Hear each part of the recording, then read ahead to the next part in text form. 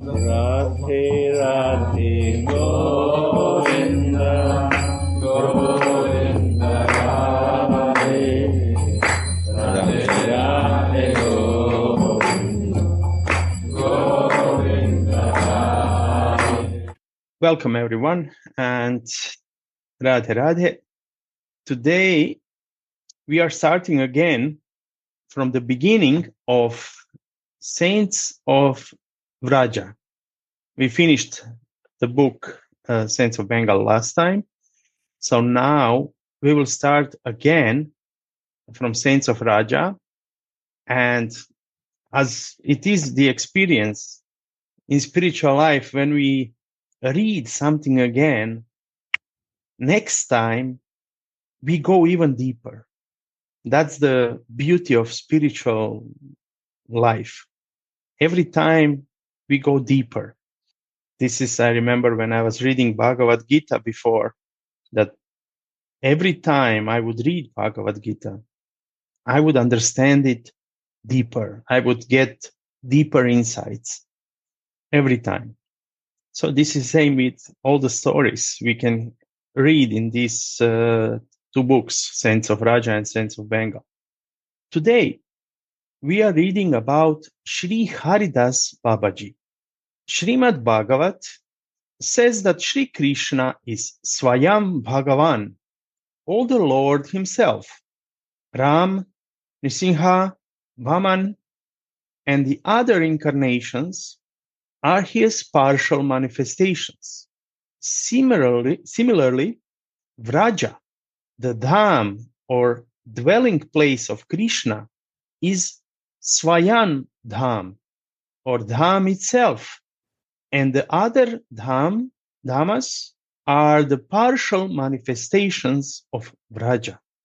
Just as the Madhurya or the beauty and sweetness of Krishna excels the Madhurya of his partial manifestations, so the Madhurya of Vraja excels the Madhurya of the partial manifestations of Vraja.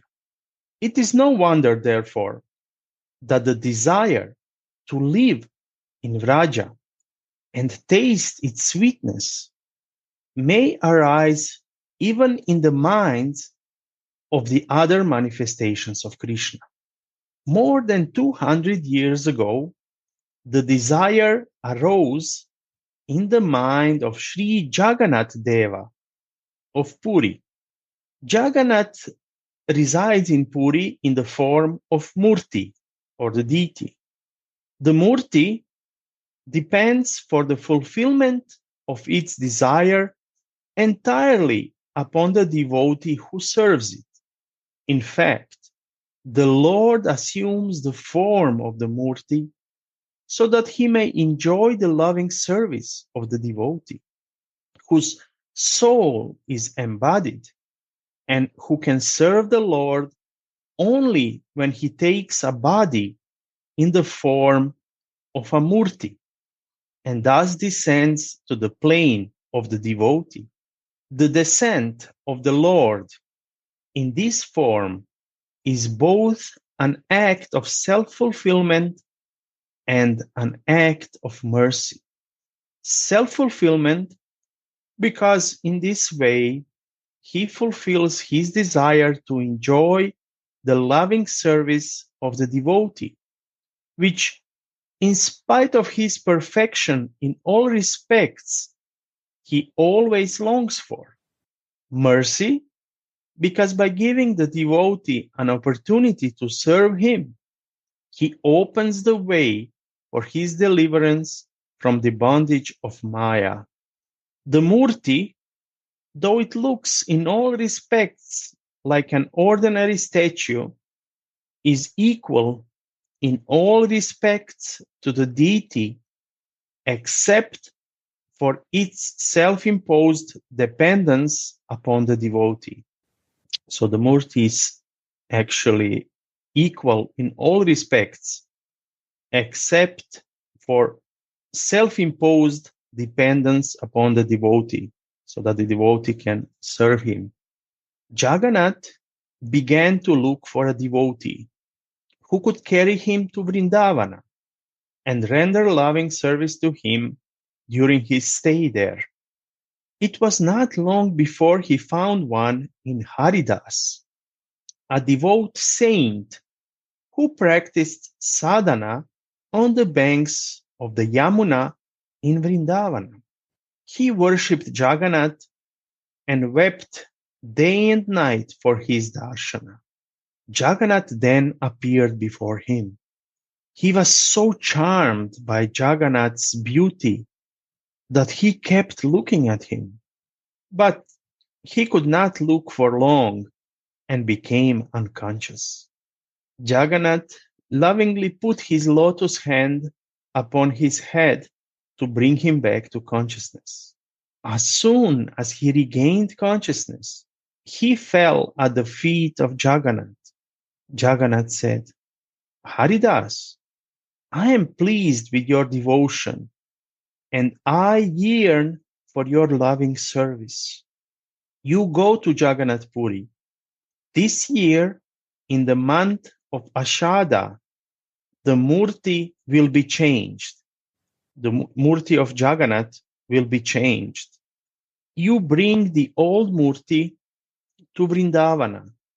Install it here at this place and serve it. Saying thus, Jagannath disappeared. Haridas was so much grieved at his disappearance that he became unconscious again. On regaining consciousness, he remembered the Lord's command and began to prepare for his journey to Puri. There was no railway during those days. Haridas went on foot with some of his disciples, crossing the jungles and the rivers, and singing in praise of the Lord. When he reached Jagannath Puri, a grand festival was going on there. After 36 years, on the falling of 2 successive months of Ashada, the image of Jagannath was to be changed, meaning Murti of Jagannath was to be changed.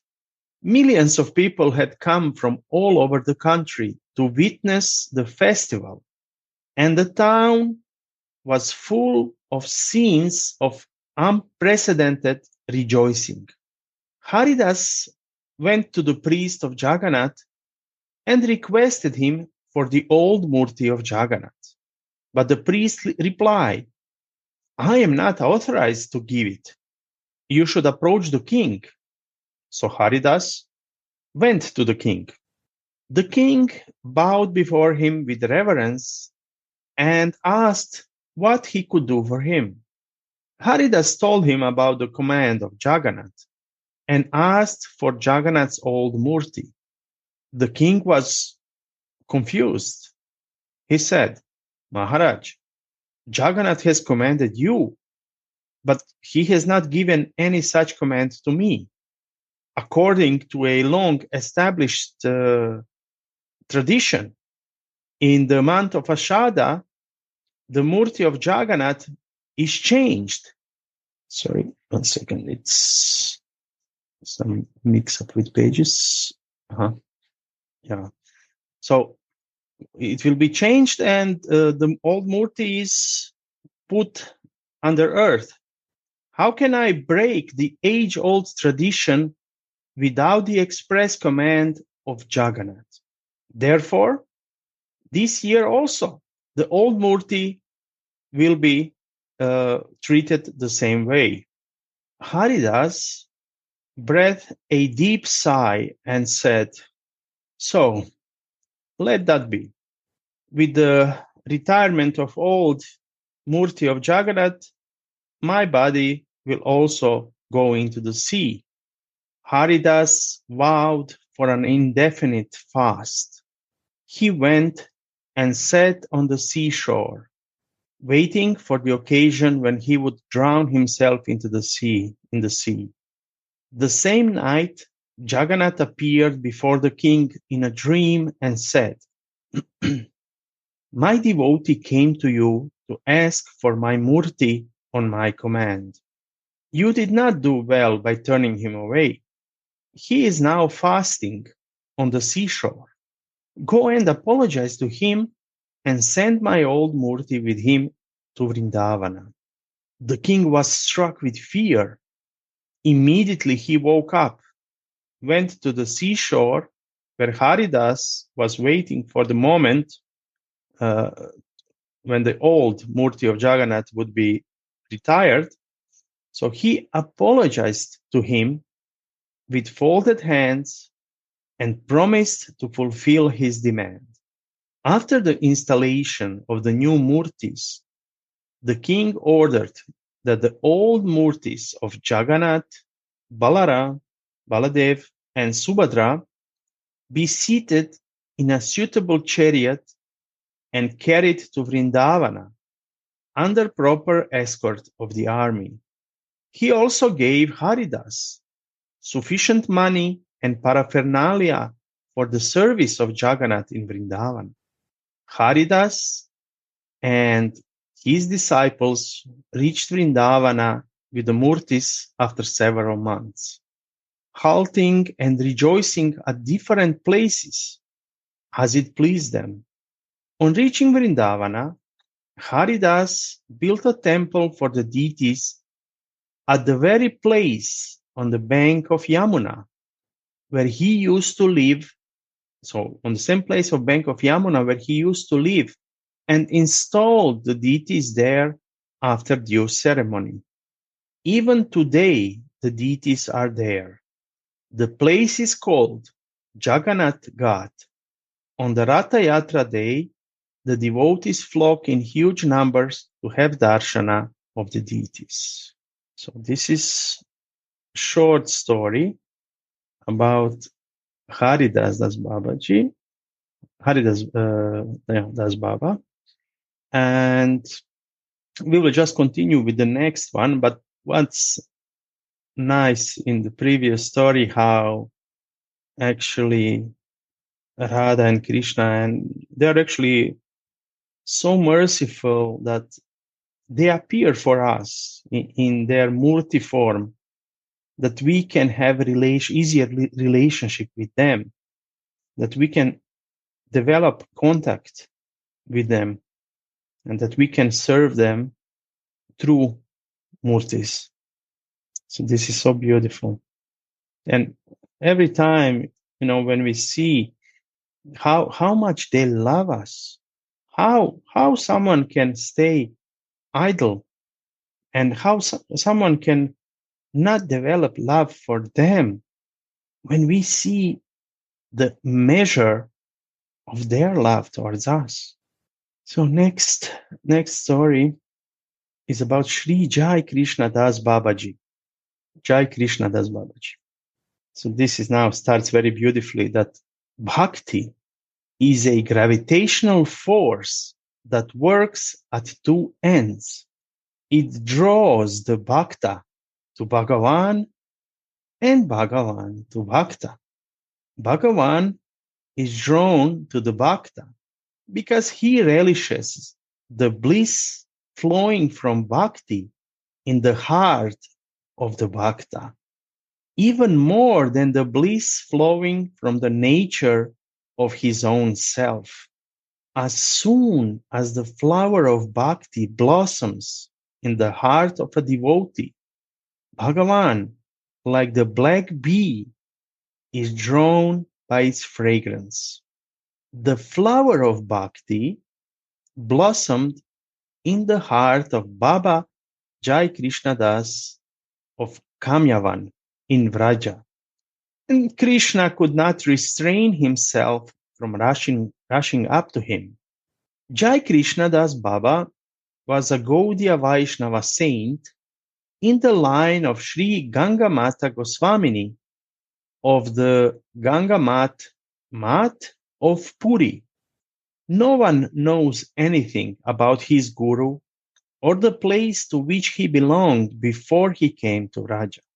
He practiced sadhana under a tree on the banks of Vimalakund in Kamyavan, a forest which is now partly converted into a village. He was generally respected as a saint of very high order. But the cowherd boys who came to Kamyavan for pasturing cows often teased him. He therefore thought of moving to a quieter place where he could practice his sadhana undisturbed.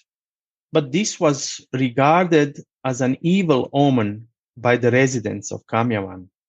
So they built a small cottage for him to live.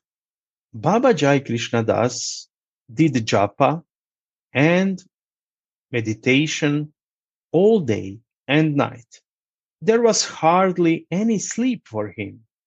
Sleeping and waking are the functions of the physical body.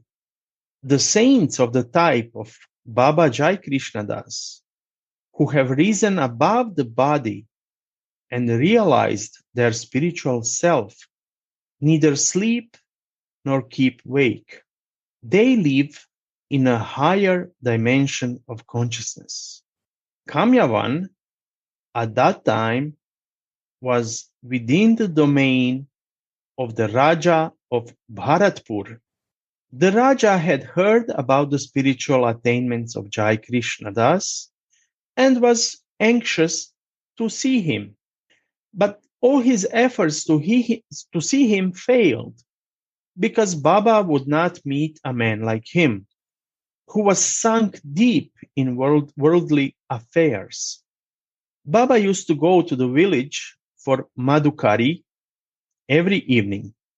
You know, Madhukari means begging. This is actually called like that in Vraja mostly.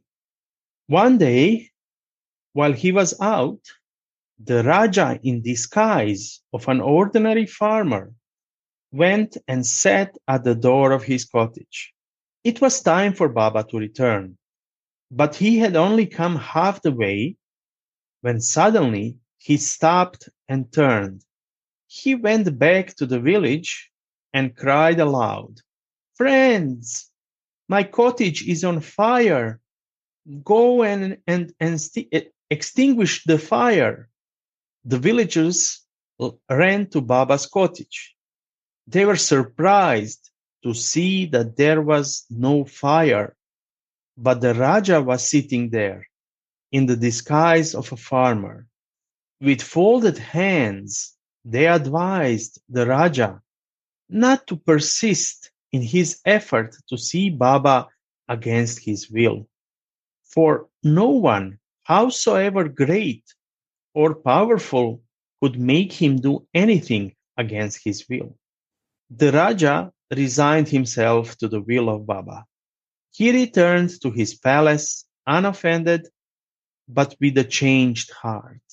The incident made him realize the futility of his power and wealth, meaning power and money, abundance. He became humble and free from worldly attachment. Baba then showered his blessings upon him. Baba has been practicing devotion to Krishna for a long time. He was unhappy and restless because Krishna had not yet blessed him with his darshana. One day, when his Krishna viraha, or the suffering in separation from Krishna, had reached its climax, a large number of cowherd boys gathered around Vimalakund. The boys knocked at Baba's door. There was no reply. They cried aloud, "Baba, we are thirsty. Give us water." But Baba did not listen. He thought the boys had come only to disturb him. The boys shouted again, "O Bengali Baba, what bhajana do you perform? What is the use of your bhajana if it makes you so heartless? Why can't you come out and give us water? Don't you know that it is an aparad or offense to turn away thirsty persons from one's door?" Baba then came out with a stick in hand. But As soon as he opened the door, he was surprised to see so many boys, each surpassing the other in beauty and radiance, and so many beautiful cows, such as he had never seen before. His anger subsided. He asked one of the boys with a peacock feather on his crown, "Lad, where do you live?" "I live in Nandagan," the boy replied. "What is your name?" "My name is Kaneya." Then Baba asked another boy standing by his side, "What is your name?" Baladev," the other boy replied. Kanaya said, "Baba, first give us water.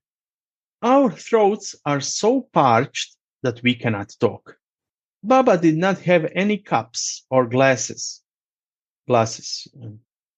Therefore, the boys cupped their hands and Baba poured water into them from his pot.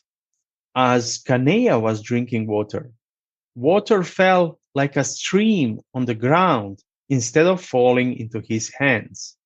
Neither he nor Baba was conscious of it. Each was absorbed in looking at the other like one enchanted, for such was the spell of their love for each other. It was only when the other boys laughed and clapped their hands to see this that they came to their own, and the exercise of giving and receiving water could be performed properly. Kaneya then said, "Look, Baba, we come here from a long distance every day and return thirsty. We shall now be coming to you every day. Kindly also keep some refreshments for us." But Baba said, "No, no, don't come to disturb me again." Immediately he went in and shut the door. But there was something so mysteriously attractive in the boys that he had hardly shut the door. He was tempted to open it again to have another look at them. To his surprise, he found that the cowherd boys and the cows had all disappeared. Where could they have gone in just a moment? Was it all a dream or hallucination?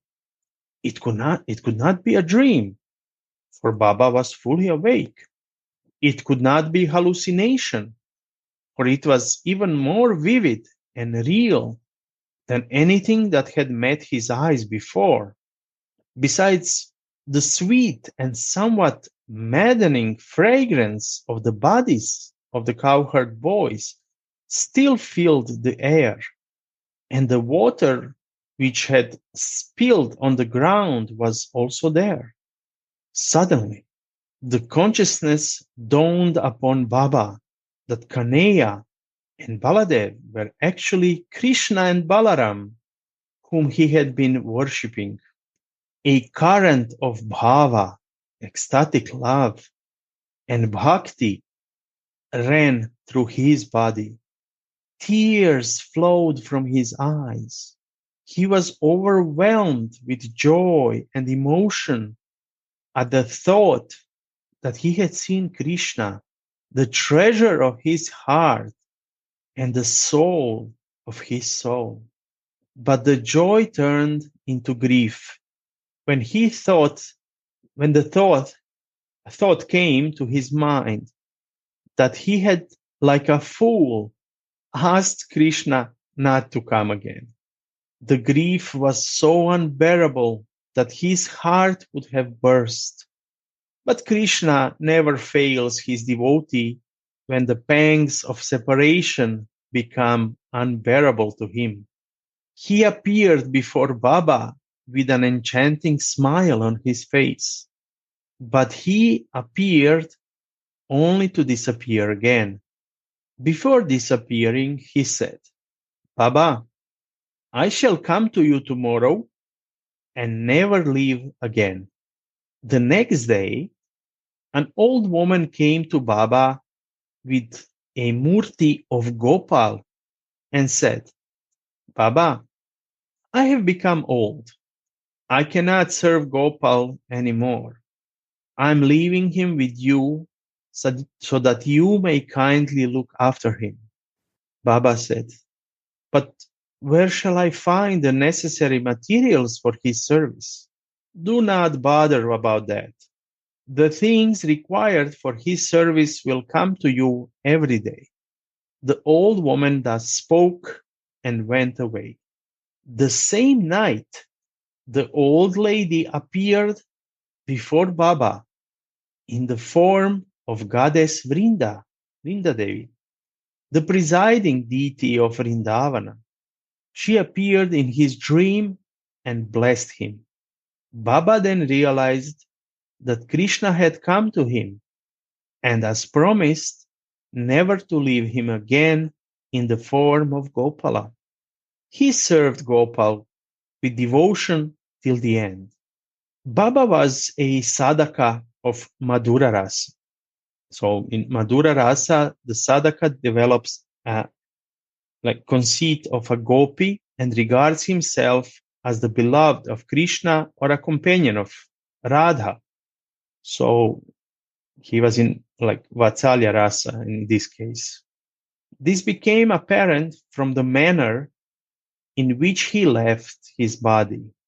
His last words were, "Where is my lahanga?" This is a loose garment for women hanging from the waist downwards. And then he continued, "Where is my angiya?" A cloth worn by women from the head downwards up to waist. "Where is my choli?" The indication was that he had perhaps heard the flute of Krishna and was hastily preparing to meet him after stepping from his material body into his spiritual body, Siddhadeha, in female form and dress. Radhe. So, short story about Sri Jai Krishna Das Babaji. Very beautiful. When we read the story like this, I mean, it brings the desire, to meet our own Ishtadev, that our own Ishtadev comes to us. And of course, that we can recognize him. Because through many stories, we can see that a devotee at first doesn't recognize Krishna or Radha, at the moment. And then after comes to him, wow, that was Radhika. That was Krishna. So this is so beautiful. And what is also visible here, when a devotee has so much desire, that his desire to see his Ishtadev is so strong that he cannot live in this separation. They cannot stay idle. They will come, and they come. And that's the beauty. So we are continuing with the next story. Maybe somebody would like to say something little. What inspired you from these two stories? Radhe, Radhe. Radhe. So I just want to say that what I can see from this story is really, this book is really unprecedented value, especially for the beginning, when one can see how is the mind of the saintly person, and that all of them, they have Ishtadev, and it can learn in the beginning that actually this is the process. So all the devotees who don't have Ishtadev, in this way they can see deeply, internally, the heart of the saintly person, and to understand, so me too also, I want to be like them. So I must find also my Ishtadev. So I can see these books have really, really big value in this sense. Because many devotees, like we also, for many years. It was without Ishtadev, actually. And we can see now what is the difference when you choose your Ishtadev and before. Actually, from that moment, spiritual life is starting, really. Beginning of the start. Yeah, first step. Thank you so much for your reading. It's beautiful. Thank you for the commentary. Yeah. The what I also see here, many devotees are afraid that they cannot do this, that they are not allowed, that they are not, how to say, ready or whatever. That some type of fear is present, and then the devotee has difficulty to go deeper into this. And when we read these stories, we can see that it is doable. It's possible, through many different stories, many different lives. And we can see we can do it.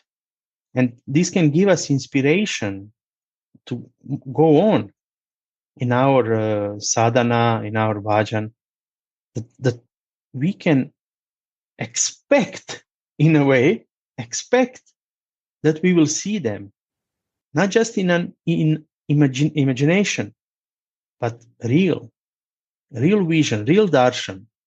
And that is what these stories show us, that we can. We just need to work on our desire, develop our desire. And I think this is not, as the beginning of this last story was, that this is like gravitational force. As we are moving towards our Ishtadev, they are moving towards us, because this is natural process. Love is like attractor. So it's attracting both sides. And sometimes it is said that we make one step towards our Ishtadev makes 10 towards us, So in that way, when we understand this, then it's easier for us to do our part to move that one step and one more until we meet. Yeah. So beautiful. Like you said just now, our Ishtadev want meeting with us more than we. So because of that, if we make one step, he will, or she will make 100 steps. Yeah. I'm saying Ishtadev, this can be Krishna, this can be Radhika, this can be both, this can be, So. Yeah, I say generally because of the books. Yeah. In these books, we can see many kind of saints and many kind of Ishtadev. Yeah. In the first story, this was Jagannath, and after was Krishna and Balaram actually, but Krishna mainly, which he worshipped after as Gopal. Yeah, and this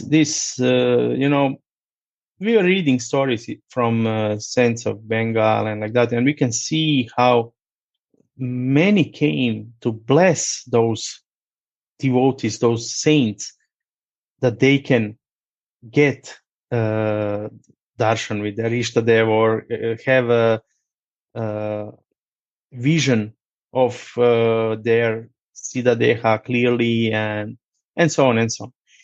And often I'm thinking, how we can pray to everyone. To everyone we can pray for our Ishtadev, for reaching our Ishtadev. Maybe I said this already, but I was reading actually some words from Bhaktivinoda Thakur, which was interesting because, for example, we are living in the West, and we can come to other people's houses, or you can enter into a church, mosque, or whatever, and you can see there that people are worshiping Lord in a different way. So how to respect that way of worship? Somebody worships different Ishtadev, For example, we are Radha Dasis. So Radhika is main for us, but for someone, Krishna is main, or some other Ishtadev. And how to respect it. And then actually Bhaktivinoda Thakur said that to think like this, that these people are worshipping my Lord in a form that I am not familiar with and in a way that I am not used to. So I pray to the Lord in this form that I can develop love for the form of the Lord that I am used to. And in that way, we respect everyone so easily. Now we are reading about Krishna, and somebody who is not whose Ishtadev is not Krishna so much as Radha, then somebody could think, oh, this is not for me. Don't have to be. We need to see the love behind it, the path, how they reached. Like we know in Radha Dasyam, in our family, Radha Dasyam family, we have devotees who are in Vatsalya Rasa. We have Ram Bhaktas. Many different types of devotees. And they all can find that love here, that they can go deeper in their rasa. And that's the beauty. So from these stories, we can learn how to develop deeper our rasa. And that's so beautiful. Okay, it's already 46. I don't know if I start the next story, it will be a long story. Next one. So I will not start the next one. So maybe somebody would like to share from previous stories, maybe, if somebody was listening and remembers whose life of which saint has mostly affected you. I must think a little bit, but because oftenly I don't remember all the names, and sometimes I was also listening during the work.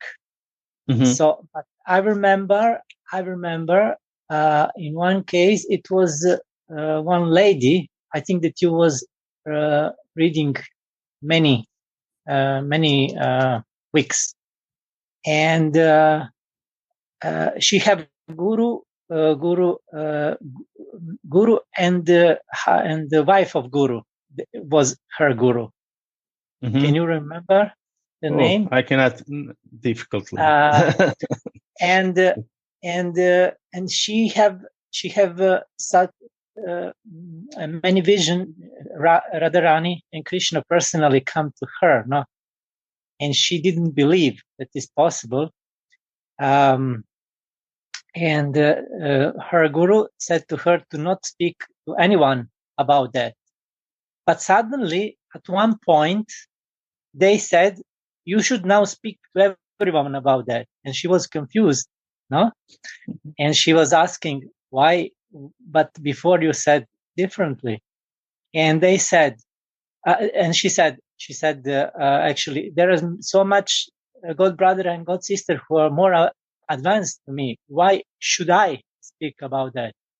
And they said, yes, but if they will speak about that, they will think that this is the fruit of their sadhana.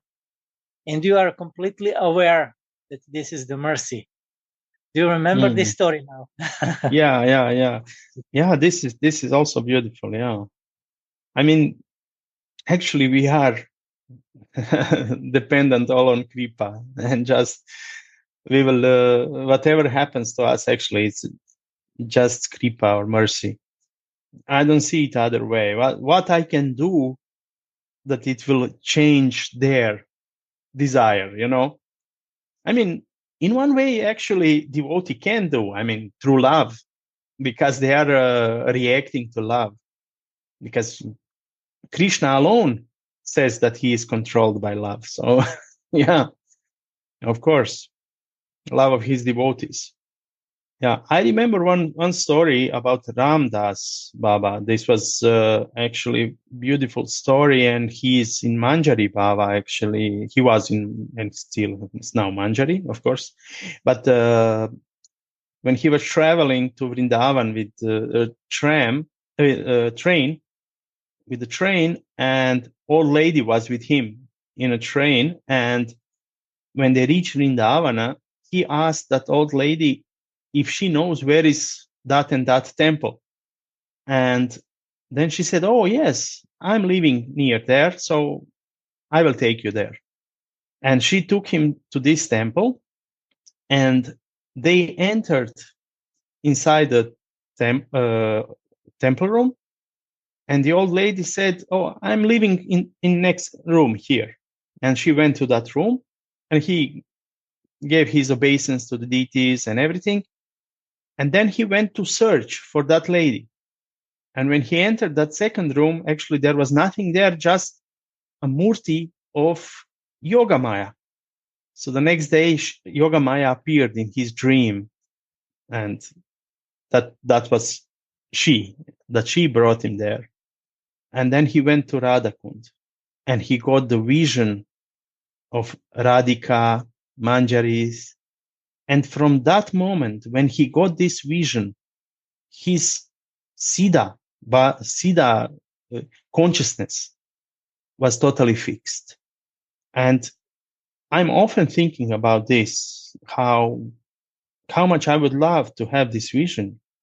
You know, we all desire to have our Siddha consciousness fixed. And that kind of vision definitely would help. We know that we enter, that you like feeling really entering there, and then there is no doubt anymore. But I don't know, Radhika has her plan how it will go for each of us, you know. So we can have desires, but Radhika will decide which way is best for us. We actually don't know ourselves. We are thinking, oh, I know myself. No, actually, we don't know ourselves. They know ourselves better than we know ourselves. So their plan is always the best plan for us. And what I am 100% sure is that now when we are in Radhika's hands, we shouldn't be afraid anymore. We shouldn't be afraid because our Ishtadev will take us to them, but they know the best way that we can go to them. And we just need to believe that whatever they are doing is for our best, and that they will bring the right people, right information, right circumstances, everything will come into our life that we can come back to them. Never be afraid. Even when difficult situations arise, still we can say, I trust you, that this is something good for me, that from this will come something good for me, that this will help me to come closer to you, to be more connected with you. So we can see also through stories, some devotees went through some heavy things, but this helped them to grow even more in their bhakti. So we also should believe that and never be afraid. Fear is like, when you have fear, actually, this means we are not conscious of our Ishtadev. We are thinking about some other things. Okay. Thank you very much.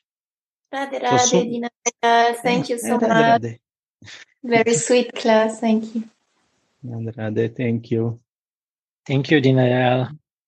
Thank you. Kishori, I was just wondering, you are alone there, or Andaka is there also? He's here, but he's working. Okay. Yeah. Thank you for your beautiful sharing, Shirade. We will call you later. Yeah. Okay, thank you. So, in few minutes, will start Italian Sangha. So I wish for you and for myself that your Ishtadev, if already didn't come, comes fully in front of you, and that we all become fully realized of our Siddhadeha. So please also, I am asking you to pray for me that I can also get this. Thank you. Radhe Radhe Govinda Govinda